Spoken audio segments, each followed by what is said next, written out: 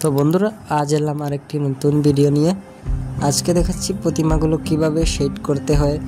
এতদিন কাজের ব্যস্ততার কারণে আমি ভিডিও বানাতে পারিনি, তাই অনেক দিন পরে দেখাচ্ছি কালী ঠাকুরের কিভাবে শেড করতে হয়। কেমন হয়েছে বন্ধুরা বলবেন শেডগুলো, যেহেতু অনেক দিন পরে আবার ভিডিওর মধ্যে চলে এলাম। দেখুন, তাই আমি শেড মারতে আসি। ভিডিওগুলো রাত হয়ে গেছে, তাই কোয়ালিটিটা অনেক ভালো হয়নি।